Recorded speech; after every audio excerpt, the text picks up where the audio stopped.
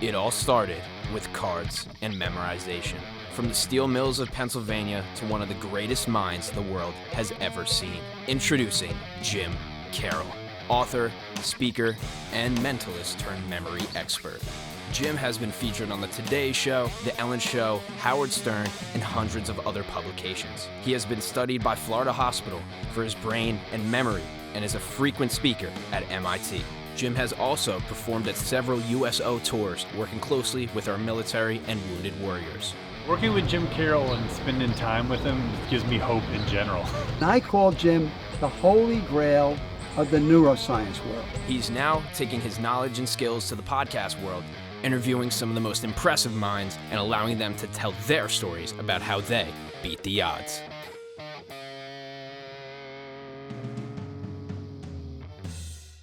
Welcome back to Beating the Odds with your host, Jim Karol. On today's episode, we have Michael Linnington. Michael has served on the Army staff, the Joint Staff, the Office of the Secretary of Defense's staff, and he is now currently the CEO of the Wounded Warriors Project. Please enjoy this episode of Beating the Odds with Michael Linnington.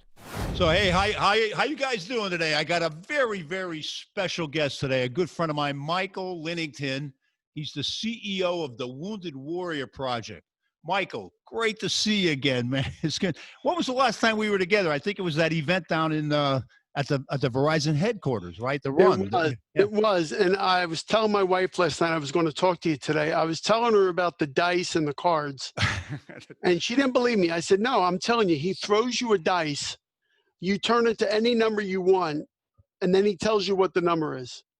And I still don't know how you do it, Jim. I know you're a mentalist. I know you do this for a living, but you got a special gift, my friend. And being on your show, especially what you've done for wounded, ill, and injured service members over the last decade is really pretty impressive. And I couldn't be more honored to be your guest. Oh, man, thank you, Michael. Hey, after reading your career, are you kidding me? Like, what an amazing, distinguished, what is it, 35 years you're in the military? And I have here, you served in 3 combat tours in key command and staff positions. You served on the Army staff, the Joint Staff, the Office of the Secretary of Defense. I'm a memory expert, and I can't memorize all the stuff you've done. It's just insane. It's what a career you've had. What's it like? Like, what was that like?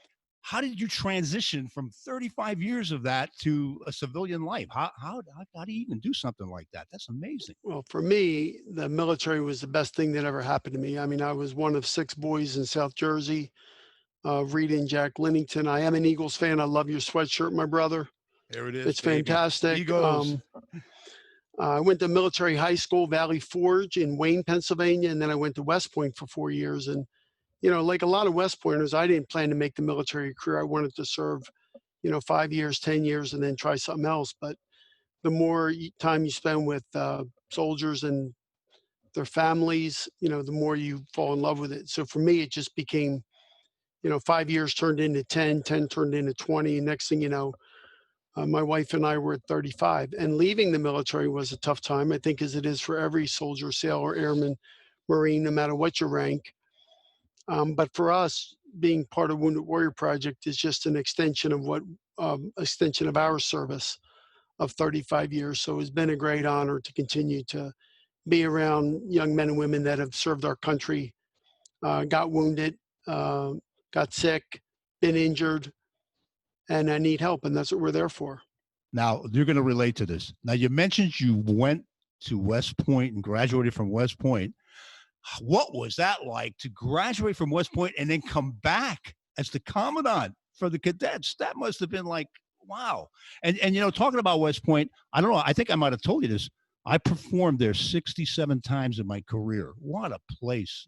Unfortunately, I wasn't there when you were. I think you were there in 80. I started performing about 83, 84. But what was that like coming back to be the commandant after, wow, that must have been amazing. Well, it was daunting. I honestly think it was divine intervention and payback. I wasn't the best cadet, so coming back as commandant of cadets was really my opportunity to see it from the other side. Luckily, I got this, my wife and I, by the way, she's a West Pointer as well. She graduated in 81. Our son's a West Pointer. He's class of 2005. Wow, that is so awesome. My gosh. I was there as a math instructor from 1990 to 1993. Different being an instructor than being commandant. Being commandant, my responsibilities were the physical, moral, and ethical development of the Corps cadets. The most amazing young people you can ever imagine. And being there at a time of war, where every graduate knew they were going likely to Iraq or Afghanistan, was a special time. And preparing them for those challenges was sobering. And you can imagine their mind was a bit uncertain about how good they would be as leaders of troops that have been deployed multiple times already. But we did our best. We really exposed them to a lot of combat veterans, especially non-commissioned officers, that helped them realize that they would be fine, and they were. And tragically, many of them, were either wounded or gave their lives for our nation. So the term, the mantra being the commandant of cadets, it's glitzy. But I will tell you, just the emotional challenge of that job was something that I took pretty seriously. And as commandants over 240 years have taken seriously since West Point was founded back in 1802, not 240, 200 plus years, almost 220 years now, 1802. But yeah, I knew you had performed there many times. Where did you perform at? Eisenhower Hall, or all over? Geez, I was in I Call branch night. I was at Fort Buckner. I mean, you name it. I've done so many programs. I can't even remember where I am half. Chet Kosicki, you remember him? Or I know all the people that were charged since 1985. Let me tell you something. I've done upwards of 3,500 colleges and universities. But the United States Military Academy, I don't even consider that a university. That is just the most amazing, prestigious place to perform. Yeah, it's breathtaking. Breathtaking. Beautiful place. Perfect word, breathtaking. But it's like, but now you're with the Wounded Warrior Project, and man, that like touches my, I don't have to tell you. It's just amazing how it touches my heart. And I've worked with so many of these guys and gals, and like what. Tell everybody, like, what's the mission? Like, because I wouldn't know how to describe it in words. What is like the mission of the Wounded Warrior Project? Like, what would you, like, if you'd have to describe it, like, for people? Yeah, our mission is to honor and empower our nation's wounded warriors, and that's a very simple statement. But it's wide, it's deep, it's impactful, it's important. If you think about the fact that 1% of Americans serve our nation in uniform. And since 2001, more than 3.5 million have been deployed in harm's way. Of those, 56,000 have come home with physical injuries, gunshot wounds, burns, amputations, physical injuries. 400,000 have come back with invisible wounds, post-traumatic stress, traumatic brain injury, and then we have 7,000 have made the ultimate sacrifice. The folks that come back with either physical or invisible injuries from war, or sickness and illness from being deployed, especially toxic exposures now, our mission is to serve them in a variety of ways. We start by connecting them in groups. We know that camaraderie and cohesion that was enjoyed when they were in the military is often lost as military service members transition to the civilian side. So we connect them in groups. We rekindle those bonds of friendship and camaraderie. And then we serve them through a variety of free programs that meet their needs in both physical rehabilitation, mental rehabilitation, financial wellness. We have a jobs program. We have an in-home care program for those that are the most significantly wounded, injured. And as importantly, we collaborate with a lot of other veteran service organizations in the space to make sure that we're all working together in filling in the gaps for what the Department of Veterans Affairs provides and what we provide collectively or individually, separately. We know we're more important together than we are individually. So we've put a premium on collaborating with other veteran service organizations. Of all the free programs and services we provide, the biggest need, Jim, to be honest with you, in the area that we have the most significant investment is in mental health. Mental health programs to treat post-traumatic stress disorder, traumatic brain injury. We have a host of programs that meet the needs of warriors, that connect them with therapists that can help them through our academic medical centers. We have a Project Odyssey, which is it's like an outward bound like event where warriors get together over a period of 4 or 5 days in nature, high ropes, whitewater rafting, all these challenging events during the day, and then heavy exposure to psychoeducation at night. They open up to each other. I've been on several of them. They're phenomenal.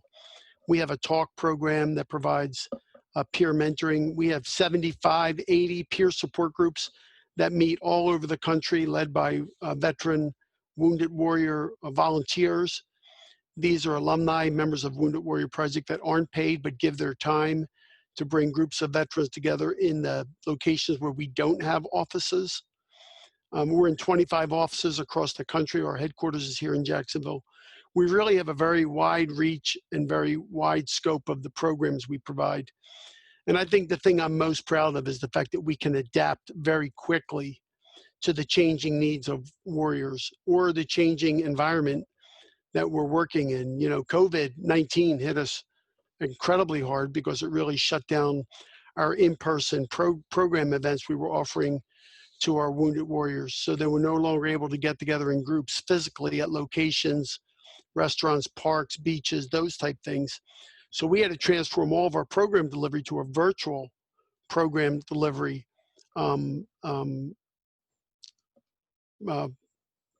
deal. And it's been usually successful. I mean, keeping warriors connected virtually, just like we're doing today, has shown profound positive impact. And I'll tell you the other area that's most concerning for me, and you probably know this because you're around so many veterans, is the financial stress on veterans. Yeah. The financial stress on young families today is pretty profound. Through our outreach calls, we made almost 40,000 outreach calls over the past 3 months. We found that many of the veterans we're serving had significant financial stress due to either job layoff, furloughs, or loved ones losing their jobs.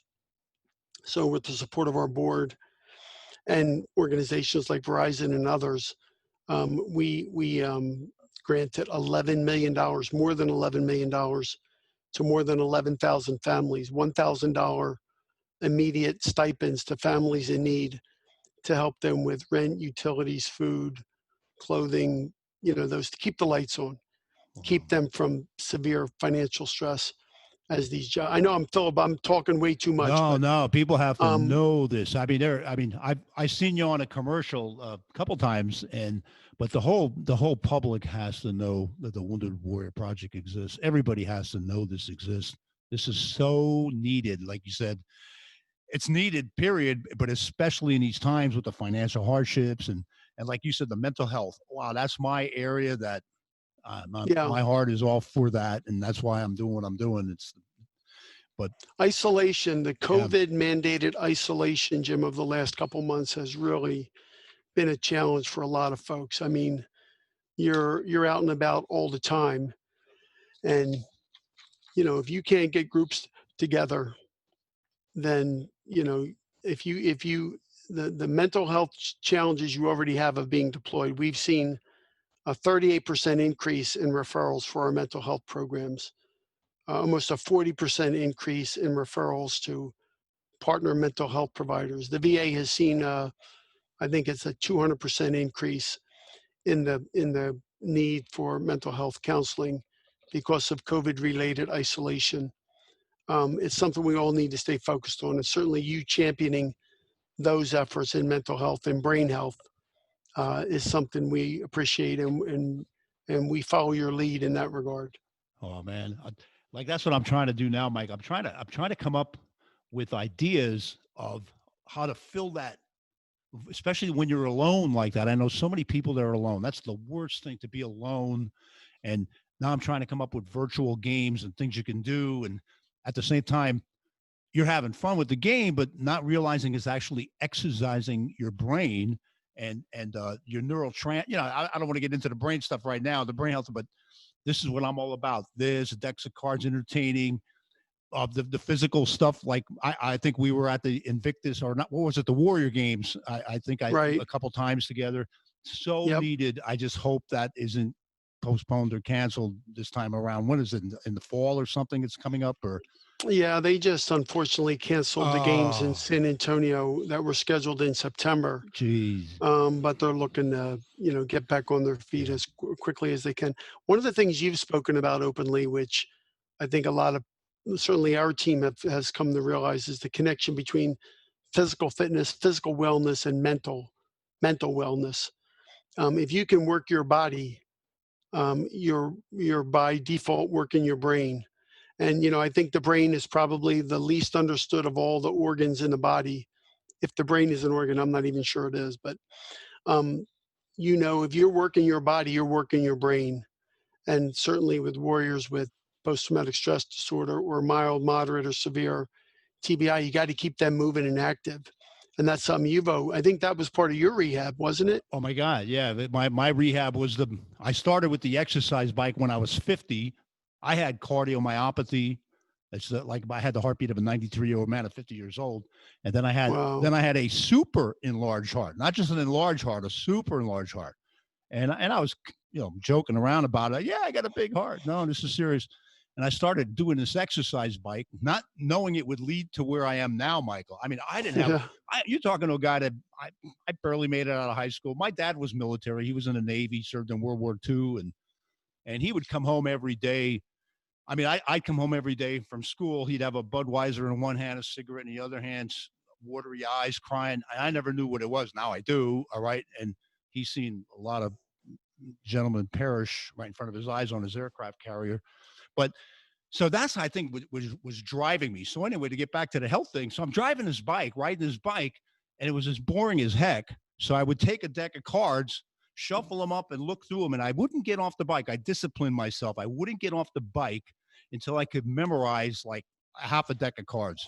And then it got faster and faster and faster. So I had to memorize other things. So I started making little lists of pi, 100 digits of pi every day, 3, 1, 4, 5, 9, 2, 6, 5, 2, 5. I could recite 70,000 digits of pi now, Michael. Unbelievable. I got into this accidentally. So from riding the bike and exercising my brain at the same time, something started happening.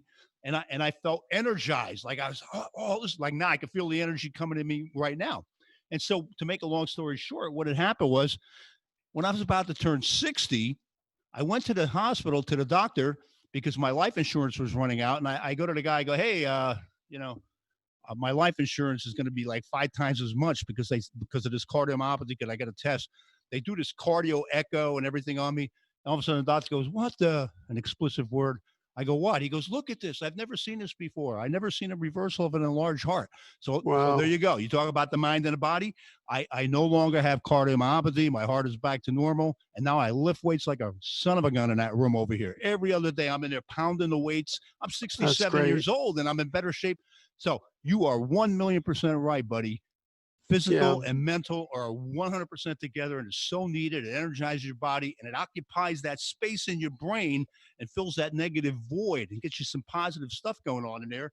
And then when you learn card tricks and other stuff, it gives you the sense. That's what I did down at the USO and everywhere else where I would teach these courses, Michael. It would just do something to you. The self-esteem would go through the roof. Brain is so important. Brain and body, that's what I'm all about. Well, that's the beauty of our programs. And you come here, you get connected, and then you get connected, and you can go between different programs. You can get help, with our mental health programs. You can get into our physical health and work. You can do both at the same time. You can get benefits counseling. You can get a job. You can get job placement, resume writing, counseling on how to dress for success and interview. I mean, you get it all. And I think stigma, you brought it up. Your dad suffered in silence. I think all of that generation of service members, World War II and Vietnam veterans, they had PTSD, but it wasn't talked about. They came home and suffered in silence. we're still working, as is every other veteran service organization in the country, as is our Department of Veterans Affairs, of overcoming that stigma and getting help if you need help. And when you get help, treatment works. You know that. And that's the message you give to folks when you perform is, don't be afraid to go get help. Because if you or I broke a leg today, we'd be at the ER tomorrow. Actually, we'd be at the ER like a minute after we broke our leg. But if you've got a mental injury, a brain injury, you should also get help as quickly. And sadly, a lot of our veterans either don't feel worthy because they're not physically injured, or they're worried about the stigma associated with them or their job or whatever else for going to get help. And really, that's the stigma, you're helping us with. And we certainly have taken on in earnest, because if you don't get help, we know the end result. Yeah. We know the end result. You'll either suffer in silence, your quality of life will be much reduced, or for 20 veterans a day, you'll make a decision that not only is the wrong decision, but it affects dozens of people around you that live with the consequences of that decision. And one suicide a day is certainly one too many among our veteran population. Man, that is absolutely, shouldn't be any suicides a day, and there shouldn't be any homeless veteran. This is insane. So we got to all stick together and make something. What you're doing is just, what can like the listeners do to help with the Wounded Warrior Project? Like, where would they leave a message, and we'll put it on the site as well. What can people do to help? Jim, there's so much information out there on our website. Right. I would say that's the first place, is go to woundedwarriorproject.org. That's our website. It's got a description of all of our programs. It's got ways to get involved. We have opportunities for folks to host warriors and do community events to bring warriors together and help support our mission. It's a fabulous website, and it's been updated recently with the challenge of the COVID virus period of isolation. Second way, I would say, for veterans out there that want to connect, or if they're listening to your podcast and they are struggling in any of the areas we just talked about, they can just call our resource center. Our resource center has 30 operators on duty full time. They can call 1-877-832-6997, 877-832-6997, or they can just dial or go to our website, woundedwarriorproject.org, and just type in resource center. It'll connect you virtually through our internet platform. And in our resource center, we have access to 1,500 resources other than the resources provided by Wounded Warrior Project. So if you're a veteran of any era and you want to connect with housing, financial assistance, mental health care, VA benefits, any of that, just calling our hotline, calling our resource center will get you connected to the resources that are out there in the community, not just at Wounded Warrior Project, to help you connect. So that would be the two ways I would encourage people to get involved. And I'm going to have all my producers and everything else, when this gets kicking off, we're going to make sure those numbers are so important to put up, not only on there, but on my site. That helpline is so important. I mean, I get calls, Michael, I got a call. I'm not going to mention the name. 1 o'clock in the morning. Hey, Mr. Karol, this is so-and-so. I live in Fort Benning, Georgia. All right. And I'm down there a lot. I seen you were, you worked at Fort Benning in the past as well, Fort Benning, Georgia. And I go, I did. Yeah, I'm going there. I'm supposed to go there November for a couple gigs. We'll see. I just hope this clears up a little bit. So I get this call, Michael. Yeah, I just had a gun to my head and I thought of you. Oh my, what do you do? Man. Yeah. Now I say, well, call this number. Go to I'm going to personally write that number down when I get off the podcast too. I mean, I need that. I need to refer them to somebody else. I mean, I could only do so much talking in person. I mean, over the phone, it's really hard. And that's really cool. That hotline number is so important. I can't stress that. That is so important. And Yeah. I thank you for And sharing Jim, that. our operators are not just to be clear, our operators are not a crisis line. They're a resource line. The VA, Department of Veterans Affairs, has a crisis line. The military has a crisis line as well. And the MCL, VCL, it's called the Military Crisis Line or Veterans Crisis Line, that is manned 24/7. I'll make sure you have that number as well for your website, because that's the line that if we get calls into our resource center from veterans that are in crisis, we keep the warrior on the phone and then we refer them to the crisis line for crisis intervention. And that line for the crisis line, the military crisis line and veteran crisis line, is 1-800-273-8255. 1-800-273-8255. So for crisis, for a veteran in crisis, call the military or the veteran crisis line. For veterans or anybody that just need help with resources, a variety of ways, call our resource center. We can get you connected. Well, I appreciate that so much, Michael. We'll put that up once this long. Boy, we got to do that. Hey, let's change the topic to having some fun here with the Eagles and stuff. Are you going to show me how you do that card trick though? I mean, you got to show me how you do some of this. How do you do the dice? Come on, you got to give away one magic trick or one secret. Are you really reading the person's mind that's holding the dice? I got to tell you something. This is a quick. My very, very, very last appearance was March 9th. All right. That was my last live appearance. I've been in my home, just going out food shop. I've been following the directions of the governor and everything else. But on March 9th, I was at the chairman's home. Okay. General Milley. All right. I'm at his home. And we're doing a little celebration. Terry Bradshaw was there. Gronkowski was there. It was like a little pre-celebration before an event we had the next day. And so at the end of the night, when everybody's leaving, I'm doing the dice thing to him. Oh, man. And he's hiding he hid the dice in some flower pot in his home. He goes, "What's the number?" I go, 3. He goes, "Yeah, but where's it at?" That dice thing I'm having so much fun with. That is the coolest thing I've ever. So yeah, that is just. What you don't know is at Verizon, when you did that, I turned to the audience. I spun the dice a million ways. I looked down at number 5. I gave them the symbol 5. And when I turned back around, you looked in my eyes and you said 5. It could have been any number on the dice. I don't know how you do it.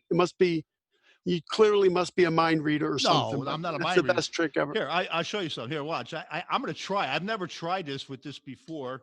All right, but let me try it here. I got the portable Alexa. It's going to be hard to see with the lighting in here. Okay. All right. Yes. All right.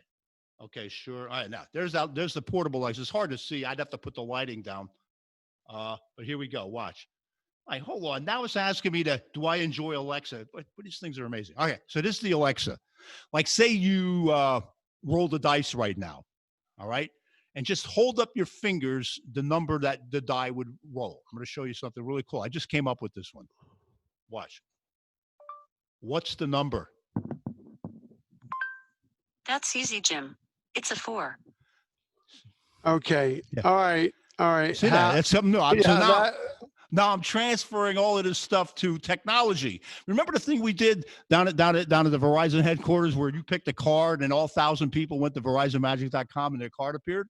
Well, now I took it a step further with the Alexa. Now Alexa reads the dice. She guesses the card. She guesses the colors, the people's name. It's amazing and this is what I bring to our veterans, especially those suffering from, because it's just like, hey, I'm going to teach you how to do this. Wow. What do you do better than teaching somebody how to count a deck of cards? Come on. You talk about building up, your self-esteem, and not only that, but helping your memory, I say it absolutely stimulating neurogenesis from exercising your brain. That's what I'm all about. And anything I can ever do for you, I'm here for you. You know that. So anytime. Well, Jim Karol, you're a good man. Thank you. Yeah. And I know you say you didn't serve, you serve every day. Just remember that. I was asked that one question. My producer wanted to ask you this, and I said, I'll ask you. He said I should ask you this. What can you personally, you, Michael, take from military life that a person like him or other civilians should know? Like what should they know like, I don't know what he meant by that, but I thought maybe I'll throw it at you, see if you can answer that. Like, what can you take from military life that civilians should know? The one thing that probably transformed my life being in the military was the value of the team. You know, in the military, everybody relies on each other. And I would say the strength of the team is better than any individual. It's much stronger than any individual. And in the military, we operate in teams. It's never one individual, it's always the team. And if you think of the best basketball teams or the best football teams, they're not always the teams with the most talent, individual talent, but they are the team that works together the best. And certainly I believe that's true in the military. And that's something I think if we brought that sense of teamwork into our business environment, into our nonprofit world, which I believe most organizations do. I'm pretty much an optimist. I think we'd be a much better world. So I think it's the value of team, and that's what the military taught me. What an impressive answer, Michael. You hit it on the head. As my picture went off, that means okay. Now, everybody, what an absolute honor, Michael. I'm serious about. I'm not just I'm serious. You can see right through me. This has been an absolute honor, man. Thank you so much for coming on. Thank you, Jim, and letting everybody know the Wounded Warrior Project. You got to go to the site, and my producers, you got to put these numbers up. Very important, and let's get things done here. And man, I can't wait to see you again. I hope this. And this is the year for the Eagles, right, Jim? I mean, you're the mentalist. Come on, is this the year? I got to tell you this. Now, I lived in Allentown, so I was an Eagle fan when I was a kid. And then I seen this guy, they played the Bears, and I seen this guy named Dick Butkus. I don't know if you remember, but you're not old enough. Oh, yeah. Oh, my God. Oh, You're yeah. not old. Come on. You're a young guy. You look like you're 50. Oh, no. I remember Butkus, number 51. Oh, man. When he played against. I'm 51. Look at that. I'm a mentalist. He's number 51. Well, then you remember Tim Rosevich, too. Oh, yeah. And that's when I really got into the football, the middle linebackers and the craziness of these linebackers. And, football, I just miss it. I just hope we move on and football plays again this year. And if they do, yes, the Eagles are going to be a very, very, very tough team to beat this year. So let's just hope they play. Right, and I don't want to play a short season. Let's play all 16 games. Let's play a full season. I'm with you. Well, thanks for that. I'm going to say I'm putting my money on the Eagles now that you told me they're going to win. Thank you so much, Michael. Once again, all right, sir. Thank you. Thanks, Jim. Thanks for having me on. All right, buddy. Bye-bye. Thank you for tuning into this episode of Beating the Odds with Michael Linnington. Make sure to find us on all podcast platforms. That is YouTube, Spotify, Apple Podcast, and Google Podcasts, as well as your favorite podcast apps. Please visit jimkarol.com/podcast for more information, as well as signalrelief.com using promo code MEMORY for your exclusive offer just for our Beating the Odds listeners. Thank you guys once again so much for tuning in, and we will see you on the next one.